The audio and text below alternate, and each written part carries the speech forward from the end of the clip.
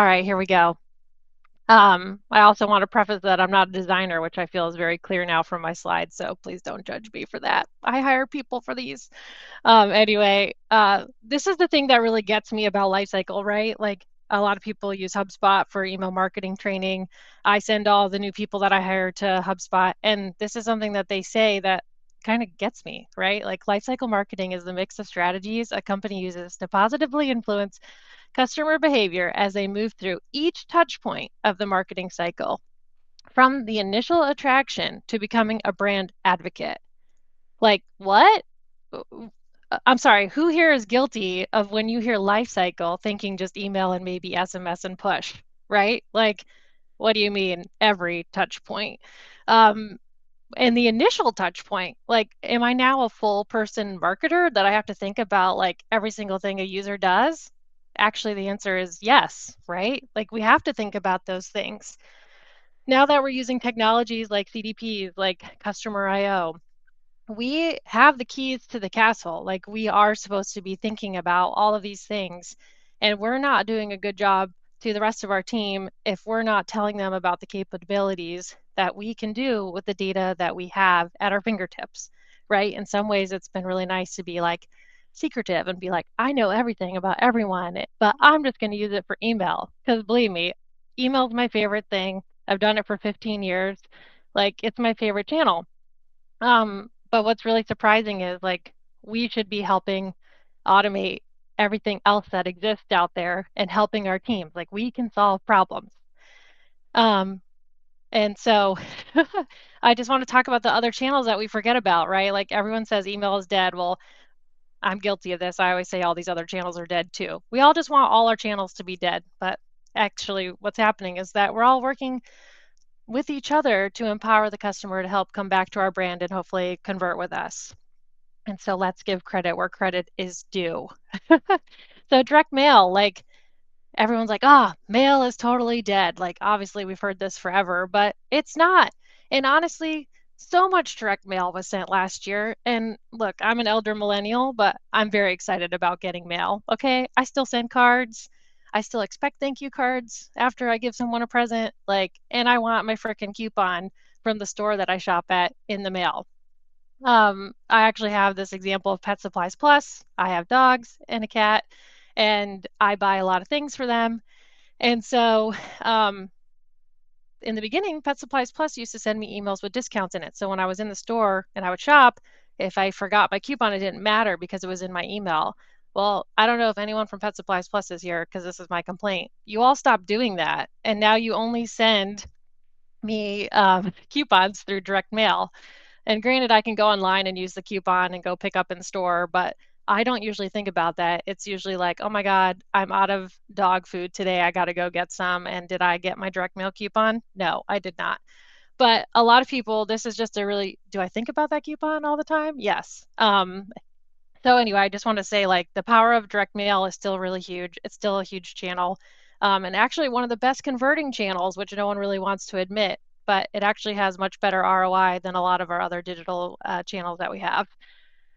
And so here's just some crazy stats to blow you away. But if you want to get this link, I have so many more like direct mail. If you're not doing it, not only can Customer IO help you with this. Lob has a direct integration, I believe, with Customer IO. It's really great at automating your campaigns. You should really be considering using it as a channel for you. And, people think young males still don't like, or young people like mail. They do. Like Gen Z is all about in real life experiences. Also, I had to look up IRL because I totally forgot what that meant because I'm old. So apologize in advance to any young folks on the call, but they are still appreciating mail. Like, this is huge. Don't think it's dead. Don't forget, young people like old things. The 90s are back. That's all I got to say. And anyway, another good point here is like actually people are, especially in the age of AI, right, are almost developing digital trust issues. Um, and so this is just something to think about, like especially when we start getting like email and SMS are actually pretty intrusive in your life. Why do people unsubscribe? Because they usually feel like, why are you blasting me with these channels? Whereas a direct mail is like usually one piece in your in your mailbox every so often. And so it feels a little bit more personalized and less in your face all the time. The socials, right? Like I had to do social media marketing a long time ago and I never wanted to do it again.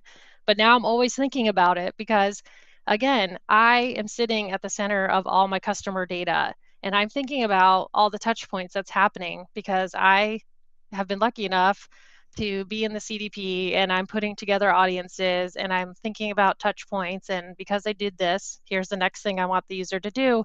So, why am I not helping my social teams with real time data? This is huge. Like you can literally send like an audience to Facebook within a few minutes of the exact time someone, converts on something in your shop. There's nothing that irritates me more than buying something from a brand and then still getting ads like 2 days later to be like, buy. And I'm like, I literally just did. I mean, unless maybe they think I'm that high intent that I need to buy again, maybe, but I'm pretty sure it's because they're not using real time automation to power their ads. And so, just here to say, social's not dead, Instagram's not dead. TikTok we did kill for like 14 hours, but it's back, so don't worry about it. Like these are all going to be, um, they're always going to be around, right? Like we all thought radio was going to die, and now podcasts are bigger and better than ever. So it's like everything is going to be a butterfly and change. I'm really bad at using metaphors, which I'm realizing right now in this stream of consciousness. But anyway, um, social is still where the people are. That is why I have Ariel here. She wants to be where the people are, and so do you. If you are a smart marketer, like why are you going to go waste your dollars where the people are not? So, people are still logging into Facebook. Again, elder millennial, me and my mom, who's a boomer, we still buy stuff on Facebook. Okay, like it's just how it is. If you want people with money, that's where we're at because we're sharing photos of our kids and dogs. TikTok, hopefully the kids have the parents' credit cards and they can buy what they want there. But um, like you got to be where the people are. That's like literally how marketing works. So anyway, just want to be real about that. And then we can't forget about our other favorite channel, search engine marketing, right? Like Google is still huge. Sorry, I'm also reading your guys' comments in real time, and I'm having a really good time here. Um, like Google's still number one, right? Like like I just said in the other slide, you got to be where the people are. So people are on Google. I don't care if like Bing and DuckDuckGo exist or now people are all like Safari has privacy, whatever. Google is still number one. Google will probably still be number one for a long time. Guess what you can do? You can send your audiences to Google Ads in real time. Um, Honestly, this is more important for suppression purposes and saving you a ton of money than actually trying to go find lookalike audiences. Um, you need to like I used to work at Lending Tree, and this is where like I kind of found the power of a CDP and real time automation. Um, it wasn't that these audiences going to these other paid channels helped us make more money. It's that it helped us save money because we were no longer spending money on users that we already got to do the thing we wanted to do, or we were able to separate them into buckets to like try to make our ads a little bit smarter. And it's kind of interesting now that like the third party cookie stuff is deprecating and as privacy laws kind of get more intense, like at the end of the day, your first party or zero party data on your site is going to be the most important data that you can have. And so, how can you keep filtering that data to the channels where you're trying to get customers from? Also, I know nothing about SEM, so if that meme is funny, great. I don't know. I don't know if I hit the mark on that one. This is, I forgot about this, but we used to call it OTT, but maybe now it's CTV. Maybe we call it both things. I don't know. But anyway, connected TV. Like we all still have a TV. And now not just a TV, we have a freaking smart TV and it knows way more about us than we realize. And it's capturing all of our data. So obviously it's connected to the internet. It has our IP. We love IPs. We can get data resolution, identity resolution from that.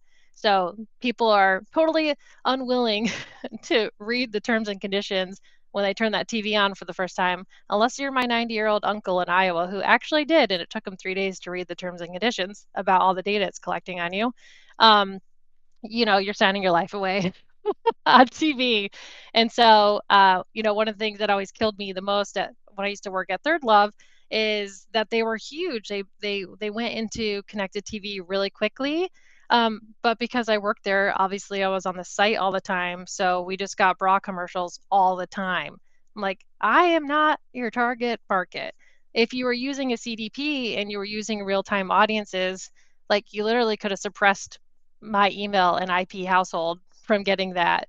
But I know that at the time we weren't doing things like that. So those are things to think about. Like, yes, we are where the people are, right? But we're not doing it smartly. And so using something like Customer IO is going to help you and your marketing teams be very smart about the advertising that you're putting in front of people. Because I think we all feel this way. Like ads that make sense to us and are relevant to us make us feel good if they're good ads. But like as soon as you're hit with that ad of like, well, I already bought that, or like I don't speak Spanish, or like um I don't speak English, I don't do this. And it's like now you have a bad taste in your mouth about that brand because you didn't feel like they did a good job personalizing that ad to you. And you're like, oh, why not? Because you like literally have all my data. So what are you doing wrong? That's what I think about. Maybe it's just because I'm a marketer, so we're more critical of what's out there. But anyway, I just wanted to say, should we actually prepare digital TV's obituary? Maybe. Digital TV, by the way, just means you're not hooked up to the internet. Um, I didn't know that was any different than regular TVs. And so, look, this is like so basic, basic, basic. I'm like not even giving this like the credibility it deserves on how complex this is. If you have a seat at the table where you're building automations like this and you're trying to like sell stuff to leadership and tell them like how great automation is and how it can solve all your problems, like you're sitting there like Rain Man and they're probably looking at you like you're crazy. Because I do feel this way very often. Like I have a hard time articulating how amazing automation and lifecycle works, right? Like, so total oversimplification here, but a user clicks an SEM ad, a couple things are going to happen. I didn't even highlight the other things that could happen. I just wanted to focus on that we got their email because that's half the battle. Um, so they get to the email, they fill out our form. Yay, they wanted the 10% discount. So we got their email, but then they didn't do anything on the site. So that kind of sucks. So they're kind of like a browse abandon, right? So now that we have their email, though, that kind of unlocks some opportunities. And so we could send that to a direct mail provider and we can pay them a little bit of extra money to get their address appended and send them a direct mail piece. Um, and then we can also send that audience back to all those paid channels we just talked about, and design those ads for low intent ads. Like, okay, we know you came to the site, you didn't quite get to the cart, but like, can we still get something exciting in front of you? It just creates a different batch of ads that you can send to these folks. And then obviously there's email campaigns you can send to people from there as well. But then the other part is abandoned cart. Like, okay, we got their email, ooh, and we got them all the way. We have events firing. We know they made it all the way to checkout, but they didn't check out. And so, of course, that opens up a lot of opportunities there, right? So, abandoned cart series, like we all know, we got that covered. Um, but again, send your email to the direct mail. Let's send them a direct mail piece. Let's get them a coupon to convert. Why did they leave that thing in their cart? Was the deal not good enough? I don't know. We're just going to send them some mail and see how it goes. And I don't know if this is true anymore, but I used to do some promotional pieces with Wayfair, and they actually had cut at the time, like this was back in like 2018, most of their advertising channels, and were literally only sending like coupons through direct mail partnerships. Home Depot, I don't know how many of you are DIYers like me, but like me at Home Depot on the weekend is like where I'm at. That's my safe place. And so they will only send you a coupon through direct mail. Like, I don't know how much money I have to spend there to get a freaking coupon, but like, it's a lot. And I feel really, really happy when I get one because I'm like, yes, I hit the threshold. I'm finally getting a discount. So anyway, it's a really great reward channel. And especially like, a lot of times we don't want to discount people who are loyal, but if you don't discount people who are loyal, they'll eventually get mad for not getting discounts, like me. And then again, now those people are showing higher intent, right? So now you should be sending them into different ad groups with higher intent. And then maybe you don't want to spend money. So again, this could be a suppression channel too. I didn't get into that here, but that's the opportunity to start thinking about, like, do I want to advertise more to them because they're showing higher intent, like they made it all the way through? Or is it that I want to suppress them and rely on my other channels to try to make up the money? So it's just kind of depending on, what's your CAC, what's your ROI on your channels, like how great are you at converting? And that's where the whole mathematician thing starts coming into play. And then of course, like the user buys, yay, like that's what we want, right? So now they're getting like a welcome series, and we got email covered. These people on this call got email. We got email covered, and SMS too, probably. But that again, this is what I would typically do. Send to paid for suppression right away. I don't want them, they don't need ads for me for a while. They might need ads for me in like 30 days if it's a product that they didn't get a subscription for. There's so many things you can start thinking about. Um, and then, of course, direct mail too, to try to encourage repeat buy. Or a lot of times it's another way to do a thank you campaign. We all talk about lifetime value, repeat purchase, direct mail. Again, huge channel for that. Personalized thank you for buying from the product and supporting the brand. And because of that, here's a special thing. Or introducing people to like referral programs and things like that. So super oversimplified. I really talked really fast. Sorry, I'm from New York and I'm nervous. It's just a thing we do. Um, so I just wanted to end this. Was like, so what? Like, what does this mean, right?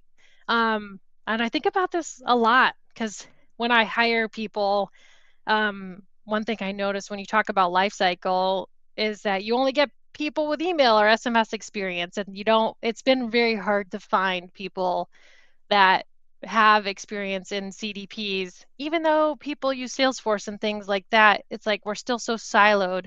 When we build marketing teams, we are so siloed.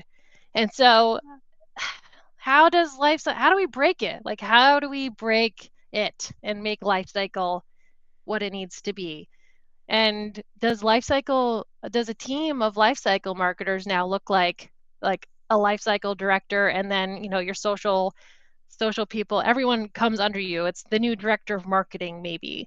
Um, like I just have all these questions, and how does it change our career landscape? Like, I know for me, it's no longer good enough to know just email. I've moved up enough in my career that I am talking to stakeholders and leadership and C-suite, and it's no longer talking about how email is going to change things. It's how customer data is changing everything.